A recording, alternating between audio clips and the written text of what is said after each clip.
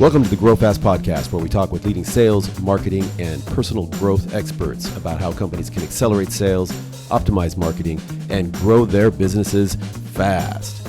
Let's go. Hi, Shira. How are you? I'm good. How are you? Pretty good.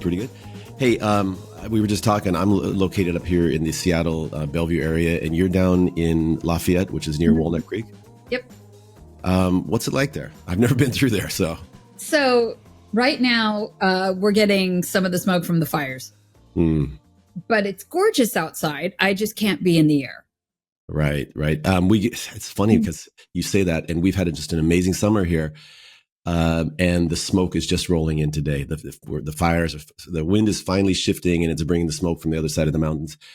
And it seems like this is just a thing that happens every year now. And I grew up in the region, and it never happened. No, the only smoke we ever had was when St. Helens blew, and I remember that I lived in Montana when that happened. Oh, no kidding! Yeah, that was pretty impressive. But now it's every year, and I'm wondering, is it the same thing in California?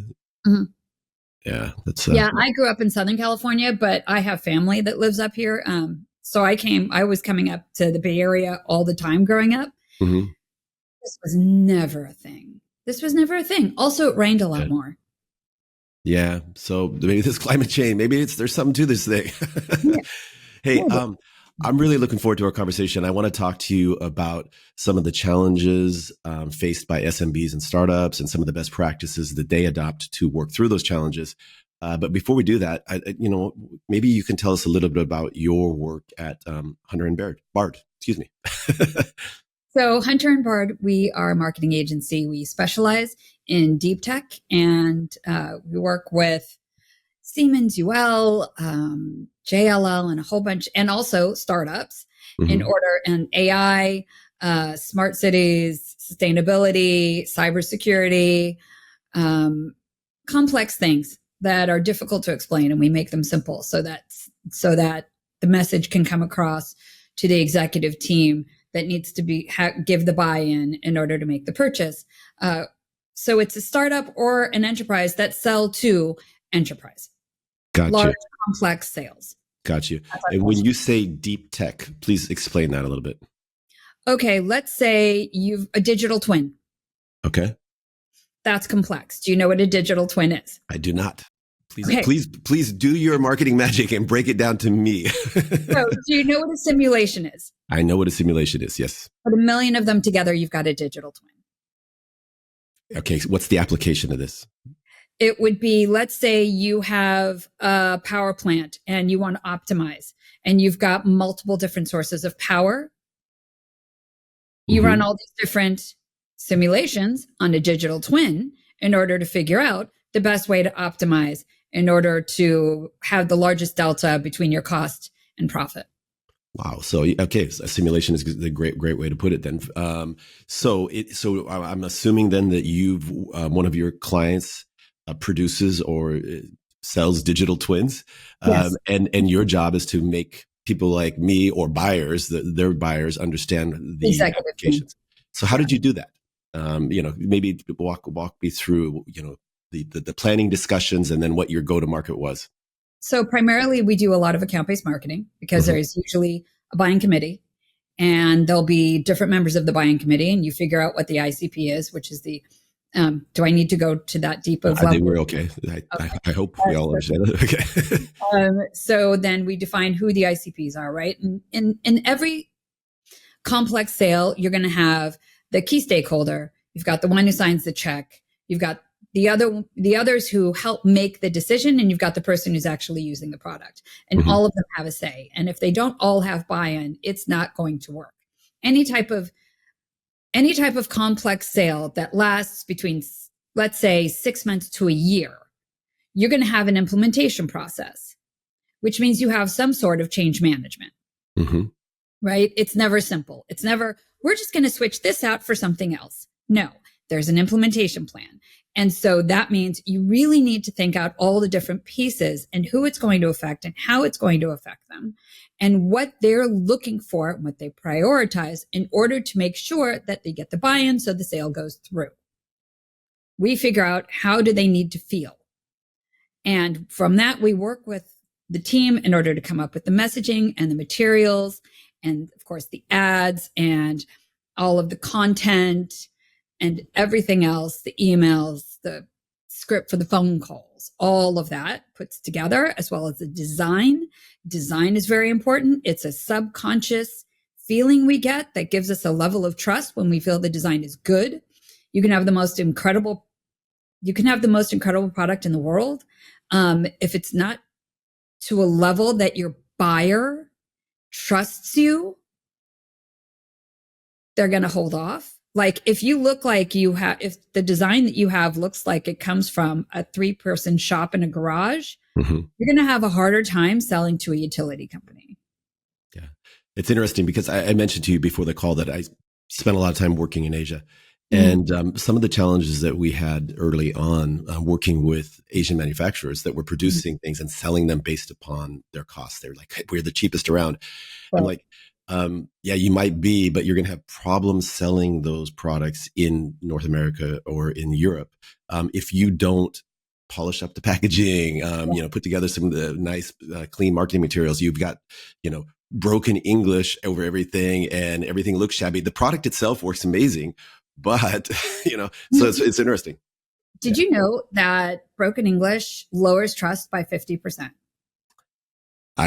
It would to me, because I would just assume that if you aren't going to take the time, and it doesn't have to be English, it's any language. I actually do a lot of work in the translation localization industry. And so you're preaching to the choir here, but it's amazing because you subconsciously, I think that if you're not going to take the time and effort to get the language right, you probably didn't do a very good job on the product. That might not be true, but that's the feeling, right?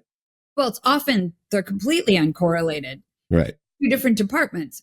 And they also get 2 different budgets. But marketing is always underfunded. So, so they end up thinking, oh, we'll put all of our money into the product so that our product is perfect. Part of the reason why I wanted to teach so badly at Berkeley, and I teach marketing for startups in the College of Engineering under the major of entrepreneurship. Must deal with some really smart people. Oh yeah, it's the kids are awesome.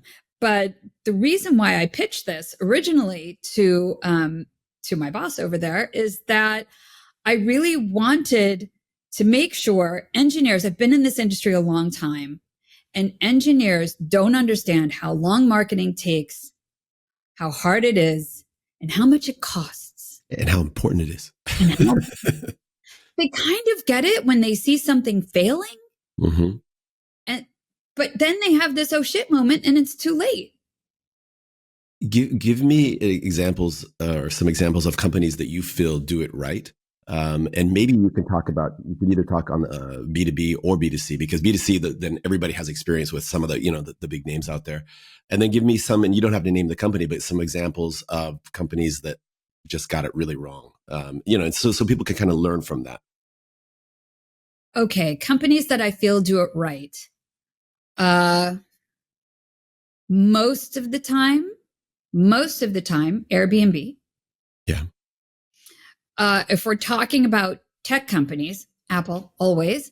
I was going to say Apple, but I wanted you to say it first, because from the time I walk into the store, go to the website, whatever, I feel special. And then when I get the package, it's so fun to unwrap it, man. It's just, and I don't feel stupid. I feel smart because it's just like, oh, this is easy. And it's all just, it makes you feel like you bought something really, really nice. And total unboxing. It's like, I watch every once in a while unboxings, and which is like a video thing on TikTok and YouTube and Instagram or whatever, where they unbox really gorgeous items, and you get excited with them. That's how it is when you get an Apple product. So it's every layer. Now, not every. And it's funny. I don't even want to throw the box away. I have no use for that box, but I don't want to throw it away. It's too nice to throw it away. I'm like, where can I put this? My son used to keep all the boxes. Yeah. Like he wouldn't get rid of it because the packaging is so beautiful, and it's such good design, and it's everything from start to finish. I mean, it is really just stunningly done from the beginning to end. They do it right. Not every product may be perfect. Not everything may hit the mark, but in terms of actual execution and the way it's the way it's branded, and the way it's marketed, flawless, absolutely flawless. Yeah, they do an amazing job. What about on the B2B side? Can you give any examples? So B2B side, I would say some of the ones that I really like, let me think about this. Siemens does a really good job.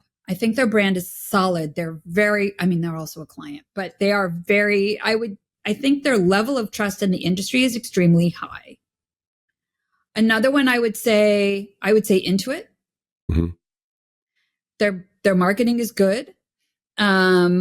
Let's see. In terms of, let me think. JLL does beautiful, but again, that's a client. Intuit is not a client. Let's see. Well, OpenAI doesn't really need to market. OpenAI doesn't need to market. No, I mean they're talked about in pretty much every blog post or LinkedIn post or everything these days. Give me an example of, and you don't have to give me the company name, of something that just they got it totally wrong and went sideways. There was a recent one with an advertising from, I can't do it without giving the name. So let me that's hard. There are other large. Okay, I'll give you the situation. I'll give you the situation. You have an enterprise. They've been around a really long time. They're used to getting everything because they've been around a really long time. Then things start to shift, and there are newcomers that come up in the market. And they aren't doing the new things. They're not doing account-based marketing, which isn't new, actually. Mm-hmm. But because they've been able to be transactional for so long, they never built relationships. That is, I don't want to put the name out there, but I would say one of the largest players in San Francisco, that's one of the situations that they currently have. They didn't put the pieces in place to be able to build the relationships. So instead of having relationships, they have very transactional situations, which means no loyalty on the side of the customer. And other incumbents have been able to come in over time, and they are still the leader in the space, but they may not be in the future. So I think there's a really important lesson there in terms of the value and importance of relationships. And it's not just the continued business. I think that, if you have a relationship, you get competitive market intelligence. People tell you, they'll share with you, hey, you know what? We've been approached by these other players and they're telling us this. What's your solution? And and some of these old, the top dogs, they'll look down their nose and they're like, oh, we don't care about these upstarts. Like the automotive industry reacted to Tesla in the beginning. I mean, I'm friends with some very senior executives in the automotive industry, and I was buying Tesla stock, and they were like, "Oh, it'll never work. It'll never work." And because Mark, trust me, we know the industry. Like, you know what? That company, love them or hate them, I don't care. You got to say that they changed our world. I mean, now it's amazing. And American manufacturers said the exact same thing when the Japanese manufacturers started to come in. Right. Right. Yep. Nobody took Toyota seriously because, of course, the things that Toyota brought over the first time around, they were so tiny. They were made for Japan. Yep. And then gas prices, guess what? Toyota's awesome. Awesome. They took it over. And then they move upscale, and now we have Lexuses. So let's go back. I kind of cut you off because you were starting to talk about the work that you do with the at the university and the engineering students, and you have to kind of change their perception and awareness. Talk a little bit more about that. So what I did in my class was I had the kids every week would do some other type of marketing and create a deck and present the deck as if they're presenting it to a board. Mm-hmm. And this way they had to figure out, all right, how does this type of marketing apply to what we do? How much is it going to cost to do it? How long is it going to take to implement it? What ROI do we expect to get from it?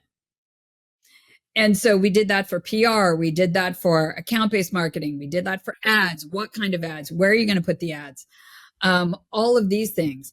And that I could see how much it changed so many of the students in the class Mm-hmm.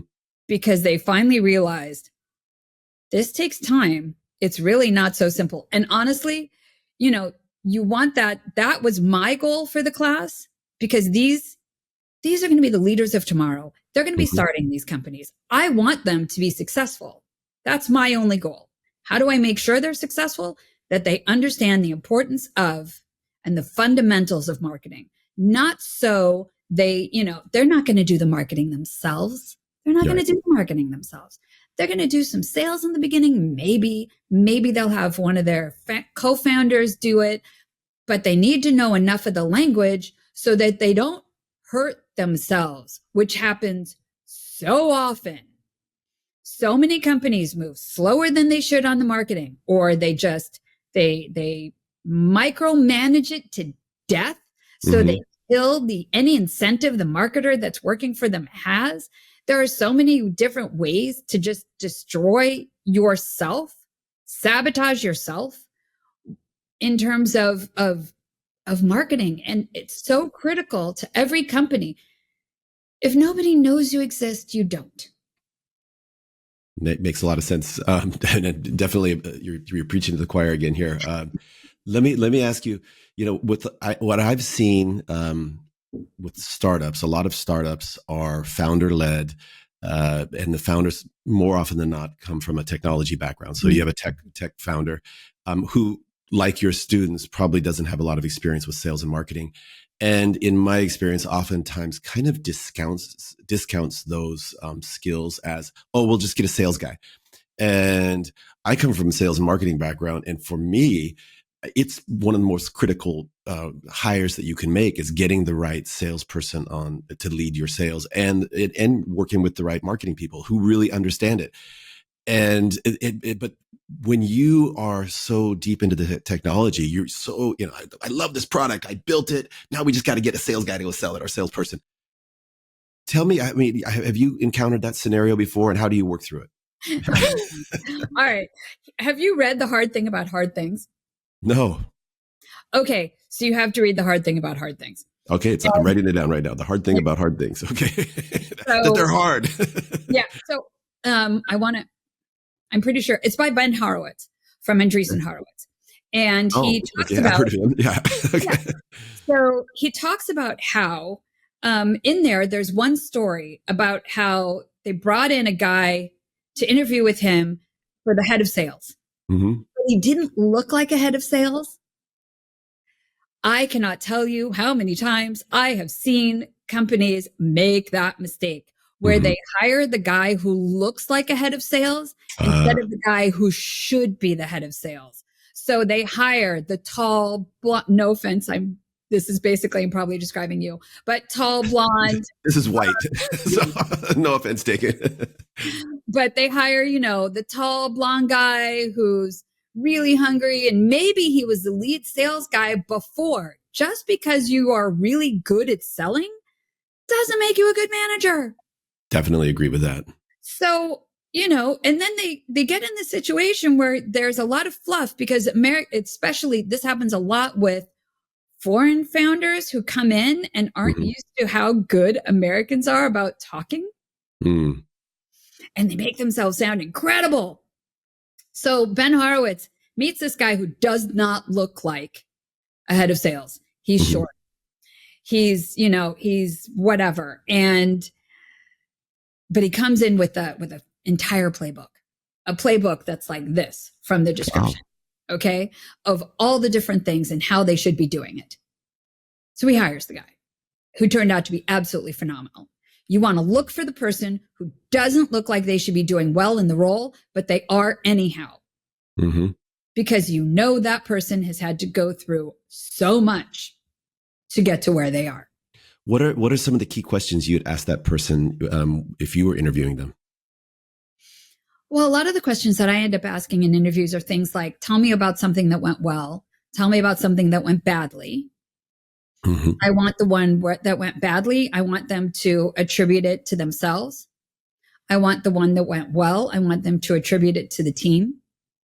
These are the things I'm looking for. It's funny, especially in a leadership role. It's so important. And it's So I've been a what do you call it, sole producer, and I've worked my way up the food chain, and I've led teams, regional teams, and what I've seen and what I've learned is the traits of your top individual performers are very, very much different. Those people, like you said, they're hungry, they're driven by a couple different things: compensation, recognition. Right? Yeah. They want that recognition. Look at me! I just closed this deal, and yeah, exactly. Right.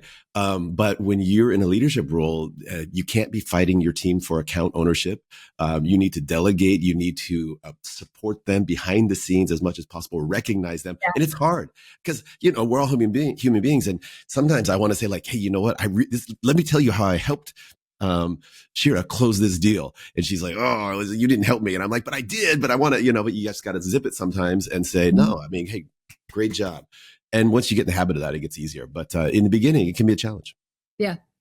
And so, and they also, the other thing is you have to make sure that whoever your head of sales is, they can work with the head of marketing because they have to.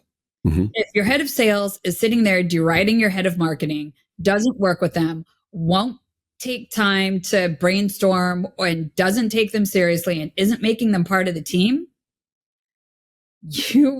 there's a problem. There's either a problem with whoever you chose for your head of marketing because they're not doing what they should be, or there's a big problem with the head of sales because this person is threatened or whatever and isn't doing what they should be. Yeah. Sales and marketing have to work together, especially in an enterprise sales environment. We totally agree.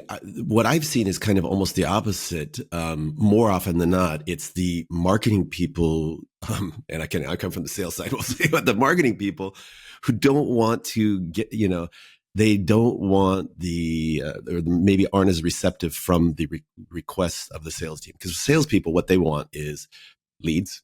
You're right. They want quality leads, and then they want collateral. That and if they don't get it, and if they don't get it in the right language on the right time, they can be frustrating. And so, but when the two teams align, it's awesome. It's so fun. Magic. Yeah. So I would consider myself a sales obsessed marketer. I've taken multiple sales courses, right? So Kellogg, which is where I have my MBA from, they have a sales institute. And they have these executive courses, which if somebody is looking to learn about sales, take these courses. They are phenomenal. So the Kellogg Sales Institute and Craig, I can't remember his last name. Craig is the professor for this and just second to none, quite frankly. I've taken several sales courses and they've been the absolute best. And with that, like you learn, a marketer needs to learn in an enterprise sales environment. It depends on where you're working, right? Sometimes marketing takes the lead. Sometimes sales takes the lead. In an enterprise sales environment, sales takes the lead and the marketer needs to learn sales language. Because very rarely does marketing, unless they're at a trade show, they don't meet the customer. So that was going to be my next thing is how important is for marketing to get out and touch the customers? Oh my God. They need to get access. Nobody gives them access. Oh, can I interview? No, you can't. How am I supposed to magically know what their words are then? Well, you build the relationship up with sales, you get them to record calls, and you take it from there. Yeah. And I one of the best sales organizations that I ever worked with, our marketing team was just lockstep with the sales team, and we would take our representatives from marketing team out on sales calls or customer visits, especially sometimes with new prospects, just so they can see what that's like, but then also with the customers that we have that deep relationship with and say, hey, we're going to bring something from our marketing team. And they're going to ask you some questions, just kind of more at a strategic kind of level to understand, where you see the market going and things like that. And it was incredibly valuable because they would come back and be like, okay, you know what? You guys have been telling us you need this. We agree now. You need it, so. But it's more than just that. It's also they understand the language of the customer. They're going to be able to message correctly, right? And target better. It's a win all around. And yet so often it doesn't happen. No. So, um, let's go back to the startup scenario. Let's assume now, you're working with a startup in Silicon Valley, and you kick off your engagement. How do you figure out, because there's like 18 different things of marketing you can do, and marketing, there's a slightly kind of nuanced go to market strategy, which can be, it's related to marketing, but it's kind of overlaps between sales and marketing. How do you kind of work through that and figure out where you should focus? Depends on the stage of the company. If we're talking super early stage where they don't have anybody and it's the CEO who's doing the sales, then I will work with the CEO. It's more of a consulting role, quite frankly. It's like a fractional CMO. And I will work almost like a fractional CRO, actually, because I will sit with the CEO in the meetings. I'll observe what's going on. I'll give him my feedback after. My feedback is usually bringing in things that, because he's so focused on what he's doing, he's not able to see everything. So my feedback is a little more nuanced. We will look at every part of the business. It's not just a marketing thing. It is everything on how is product, where is the competition going in terms of product? Where are we looking to go in terms of product? How does that work with the overall goal of the company? Are we getting to where we need to go for the next steps for funding? It's a very holistic consulting. Okay, but then in terms of specific marketing activities, are there some that every company should be doing, or is it really just in the very beginning? Yeah, to reach out to your network. Yeah, and having a wider network is better. And that's, I'll give an example. One of our clients is Morph.ai.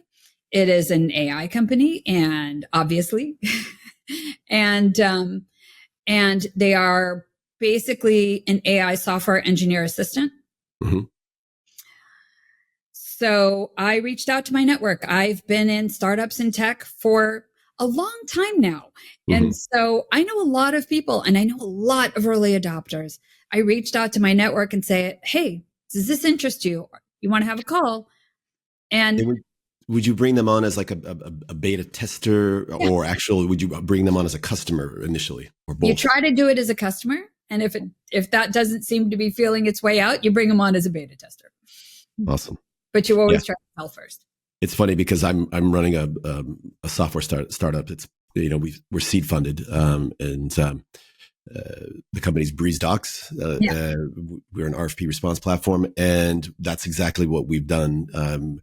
We've leveraged our investors' network of customers who could use the platform that we're building, and we brought them on as beta testers, and we got an amazing amount of quality feedback. But we also, I think there was 5 of them converted into customers. So it's a learning process, but it also pays off. But once you get through that initial network, what are some of the other, how do you take it to the next level? Okay, so my personal recommendation, although it is, in my opinion, one of the hardest to do, because you really need to have a sense of commitment and understanding of content, is thought leadership and build your network and the cult of personality. You're going to find the leaders in the space are almost always somebody who publishes all the time on LinkedIn, depending on what the technology is, of course. So for something like what you have, the more you're publishing on LinkedIn, the more people who are following you everywhere, the more podcasts you're on, the more PR you get, the more awareness you build. That's going to be your power. Interesting. So make more noise. Okay. Yeah. Make all the noise. Get it so that everybody knows who you are. This guy, Ruben Hassid, I don't know if I'm pronouncing his last name properly. Could be Hassid. I don't know. But he has 400,000 followers on LinkedIn. How did he do that? All of his posts are either AI hacks, like AI prompts and things that you could do this way, recommendations on how to grow your LinkedIn audience, et cetera, and so forth. He is selling EasyGen, which is his platform, and it's a little plugin, and I used it yesterday, but I won't be paying for it. But that's a whole other story because I know how to use AI well enough where I don't need it. If somebody who isn't really advanced in using AI, like it would be very helpful to them. So I understand who his audience is in terms of buyer. Somebody it's less advanced than I am. But back to 400,000. 400,000 followers on LinkedIn. That is, you can't beat that.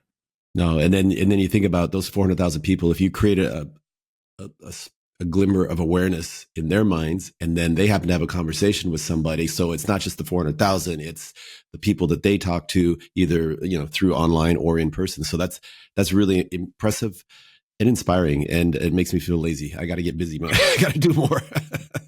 But the other thing is, if let's say you build that up and then you funnel them into your website and you get them to sign up for your newsletter. Mm-hmm. Your newsletter is absolute gold.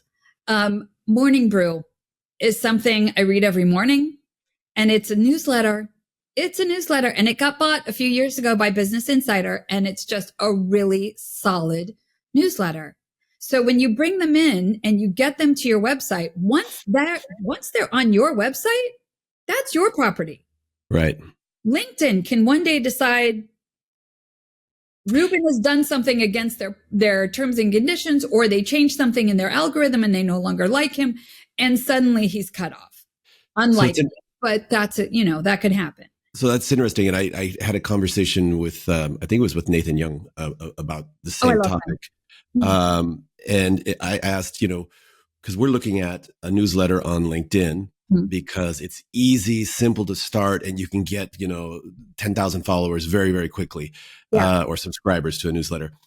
The downside to that is, one, there's so many newsletters on LinkedIn. Two, you don't have their email addresses. So what we're thinking about is doing an abbreviated newsletter on LinkedIn and say, if you want the full content, come over to our website.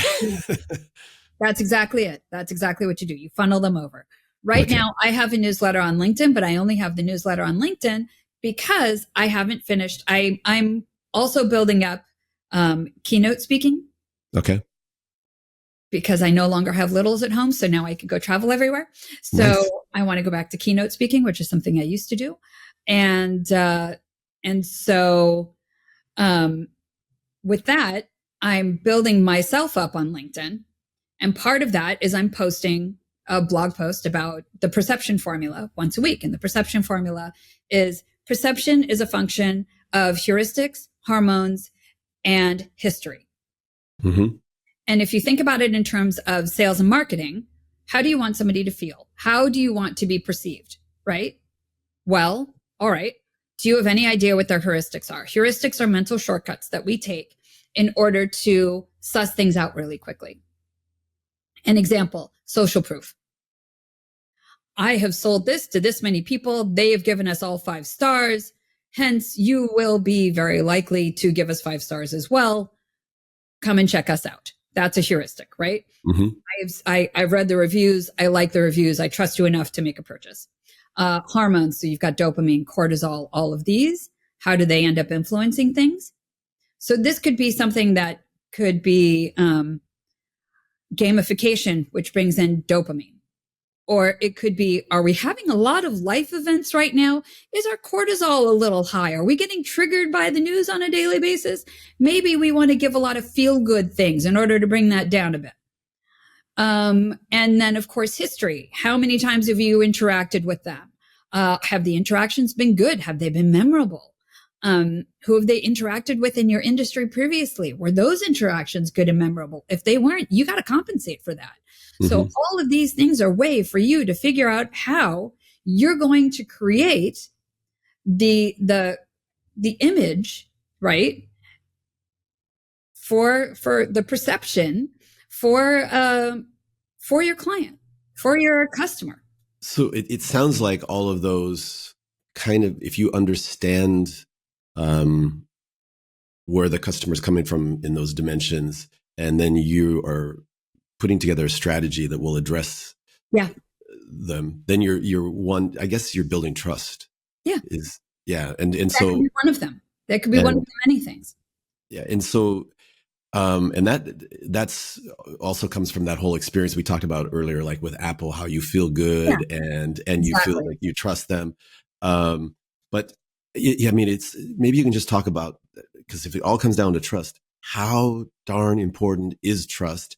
And then you just talked about the I guess the factors behind the trust building mechanism, but how important is trust, and how can companies do a better job of establishing trust? Because trust building takes time, right? I mean, it takes all those different factors. So how can you accelerate that and amplify it? Consistency, Mm-hmm. consistent message, consistent look. When you say you're going to do something, do it. If you answer them quickly. If they reach out, reach back quickly.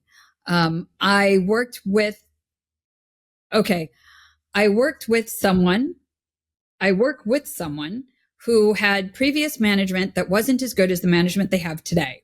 This is going to sound odd, but I can't give any details.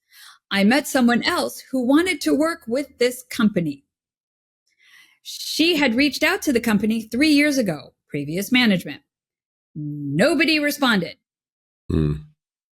I met her. I said, "Hey, have you thought about working with X?" And that's not the company. I know you got to be careful. XYZ. Okay. Okay. Have you thought about working with XYZ? And she went, "Yes, I've reached out to them, but they never answered." I said, "You know what? Let's fix that." So I did. And now there's a meeting. She has trusted me because I was personally referred, and I have I think I have a solid reputation in the industry. So, with me being personally referred, that came in with a level of trust. That's another thing. Personal references. Yeah. If you're trying to get in somewhere and you know somebody who knows them, nothing is better than, "Hey, by the way, I know this guy. I like how I got on the show, Nathan." Yeah. Right? So you trusted Nathan because Nathan is awesome. He And is awesome. I know, I love the guy. So you trusted Nathan. And so he referred you to me. And here Yep. I am. If I had reached out direct, who knows if I would have gotten on. So Yeah. No, but that's awesome. So, a warm introduction is so important. Building your brand on, it's that social validation or yeah, verification. Let's talk about it from a company level though. Whether it's either a startup or enterprise company, you're going in there and you're like, hey, you know what, you need to, establish credibility and trust, and these are the mechanisms to do this. That you said was the heuristics, the hormones, the history. history, That's and I the think perception formula. yeah. So how do you break that down into specific activities? Give me some examples. Okay, so what I do is, well, it's my formula. So there are recipes, and the Mm-hmm. recipes are, what is it that you want in the end?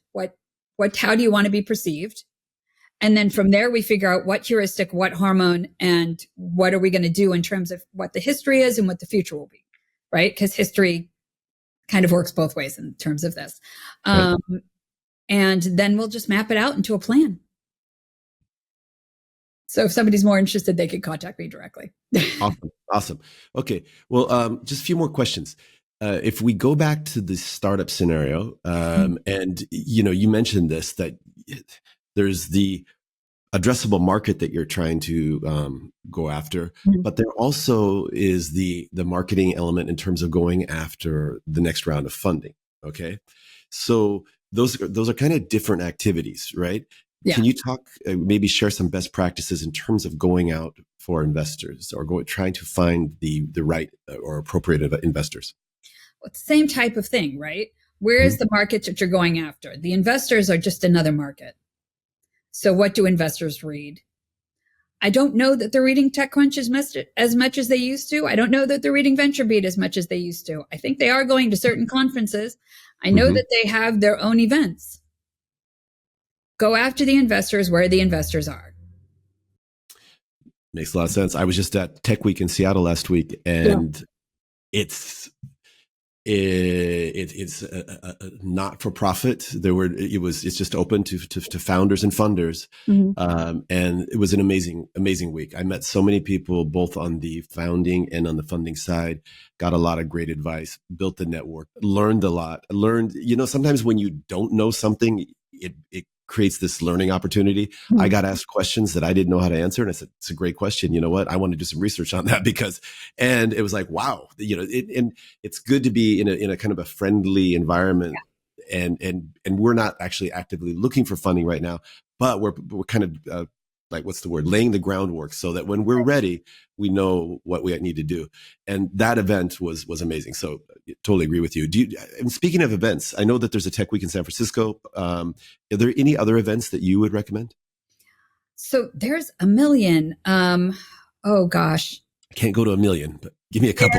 Okay. So there's Monty, but I can't remember his last name. He's British. He's got blonde hair. He has. I'll filter on LinkedIn. Monty, British, blonde. He'll come up. He lives in, and watch me get his first name wrong.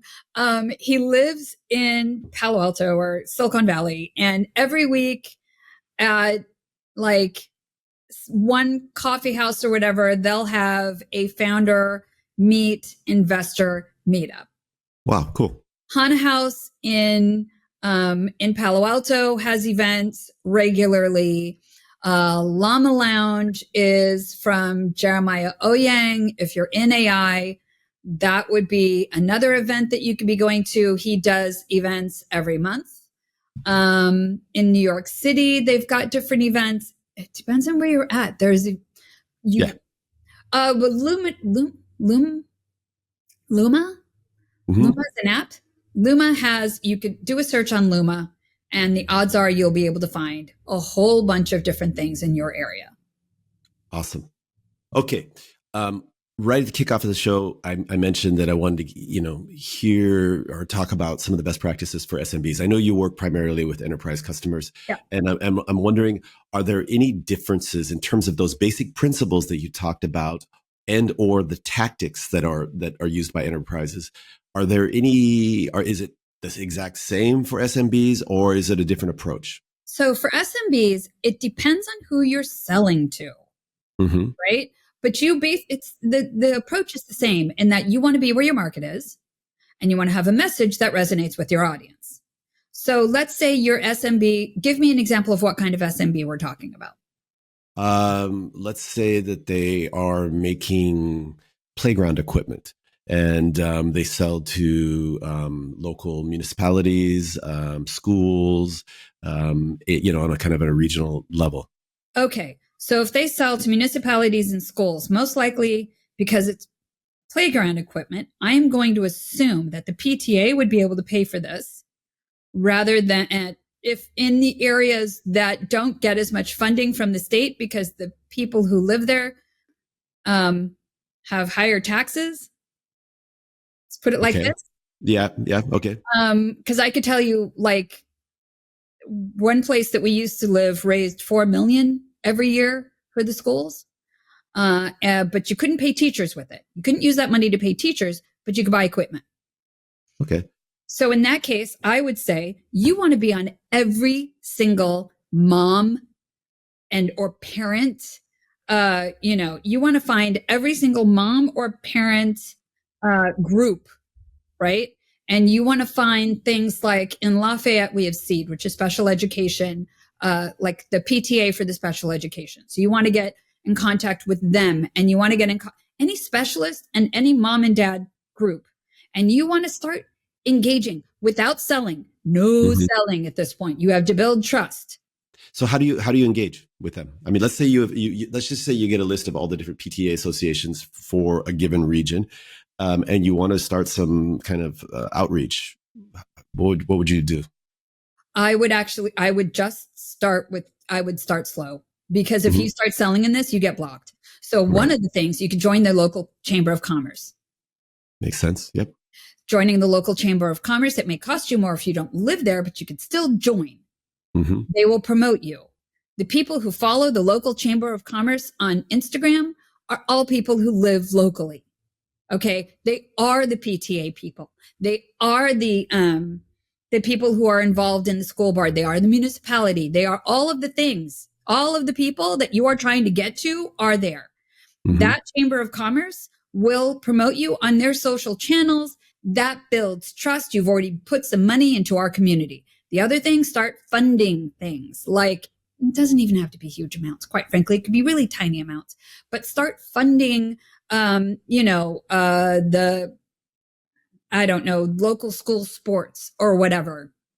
Put a banner up, help them buy their uniforms. Something small so that also, and that's less expensive than advertising. Overall, it's less expensive than advertising. Yeah, what I like about that approach is versus advertising. Advertising, you might see it in a magazine if anybody reads magazines anymore, but online, and you just kind of glance over it, pass by it, unless there's a really dramatic hook there or effective hook. But when you're engaging by participating in meetings, contributing something, you become part of the community, and there's that level of appreciation, and you're definitely much more noticeable. So that's it goes back to that earlier discussion about how do you accelerate the trust building process. You've just done it. Yeah, you show up in person, you make a contribution, and they're like, "Hey, these guys are pretty nice." Hey, so a lot of the time they have to do things based on price, but they can also write the requirements to fit exactly what you have so that you're the preferred, you know what I'm saying? Like, yeah, no, we advise customers, with Breeze Docs, if they are responding to RFPs, the best way to respond to the RFP is actually get there early and help the vendor to write the RFP, right? And I've been involved in that process before, and it's awesome because you're basically saying all the key features that you should, and they somehow align with what you're offering. Ours is a little more expensive, but we offer all of this. So we offer all this, yeah. Just a couple more things. You are active both on the sales and marketing side. You're also a keynote speaker, so you've got a lot of interests. What is the one activity in amongst those and anything else you're doing in work that you enjoy the most? Oh, that's hard. I would say it's a toss up between the consulting side, where I get to help them really solve the hard problems, and the keynote speaking, because you get to then help a wider audience solve their problems all at once, right? Yeah. I like the teaching side. That's the reason why I approached Berkeley in order to start teaching there. It came from me reaching out to my friend Ken and going, "Hey, Ken, can I come and give a guest lecture?" He went, "Great." I said, "That was really awesome. How do I teach a class?" "Well, I'm the person you talk to." "Fantastic." So from there, I taught a class and I was a fellow. The class went super well and I became a lecturer. That's awesome. I'm not going to do that full time because it's not fiscally, it doesn't make any fiscal sense, but it brings me joy. So and you're giving back to the community, and some of those entrepreneurs are going to go out and they're going to spread the word, spread the love. I enjoy being in a position where I can share my knowledge or experience and hopefully help to either an individual or a team to somehow improve. Yeah. When you're in a formal, structured environment like that, another benefit that I found is it forces me or whoever's doing that to learn. You have to prepare. You have to organize your thoughts. You have to go out and read, and because you can't just go and say the same thing that everybody else is saying. You got to kind of curate that knowledge and give it to the audience in a way that, does that make sense? I absolutely do. And that's part of the reason that I love these things. It just, that type of thing brings me joy. Awesome. So to do that, again, you have to kind of keep abreast of all the latest developments. And in fact, I saw a post today from you regarding some of the new AI tools that are out there, in terms of, I think it was in terms of understanding your customers' personas, and then messaging them in a way that's appropriate for their persona. But how do you keep abreast? Because again, you're active in so many different, facets of sales and marketing. How do you keep abreast? Do you love to read, or do you go to websites? Do you have a favorite? Do you have a book recommendation or a website recommendation, newsletter recommendation? Well, I do several things. One, I'm in Pavilion, which is and it's a think tank. Okay.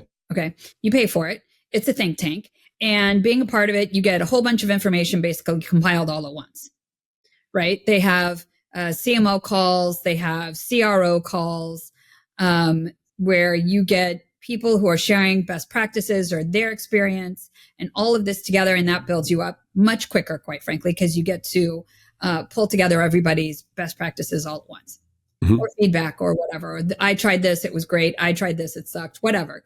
And then that's one. That network is so important. Yeah. I when we are on this journey of launching Breeze Docs, I had just a couple like 5-minute conversations that literally saved me months of pain just by somebody saying, use this product, use this bank here, just little things. Yeah. And it was like, oh my gosh, it wasn't even on my radar. And it just solved so many problems. So that's exactly it. So that's one.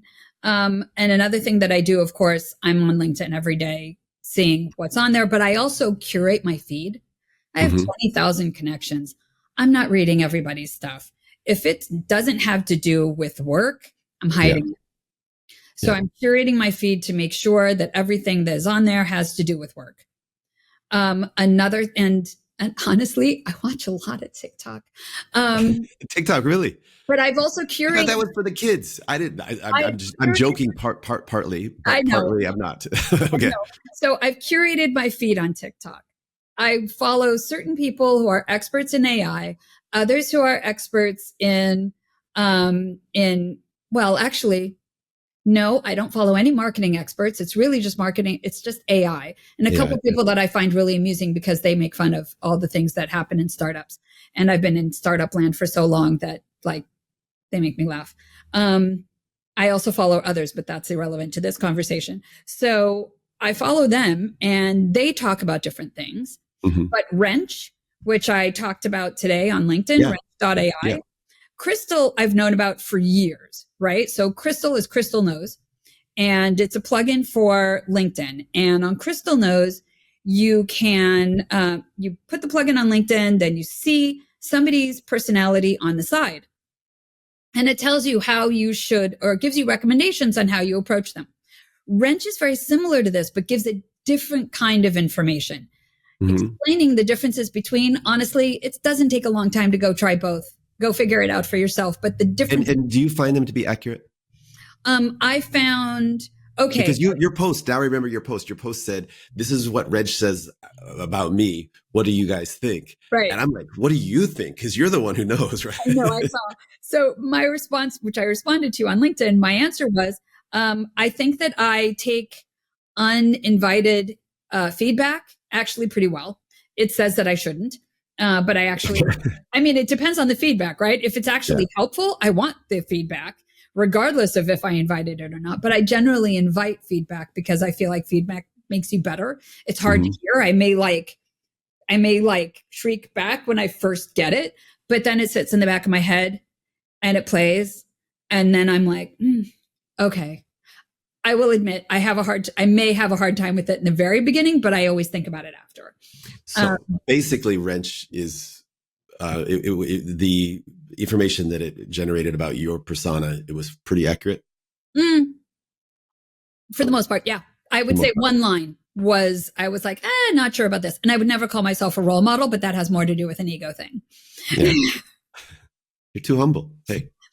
I don't know if I'm humble, but I still wouldn't call myself a role model. It's a big responsibility. Yeah. Hey, so I appreciate all the recommendations. I've taken so many notes. And I don't want to compare, but I learned a lot when I spoke to Nathan, but I learned a ton from you today. And what I like to do is after the show, I reread my notes and then I actually listen to the episode because I always find it's like, oh, I forgot about that. But I may come back to you with some questions offline about some of the recommendations that you made. But hey, Shira, I really appreciate you taking time out and coming on the Grow Fast podcast. My pleasure. Thank you so much for having me on. Cheers.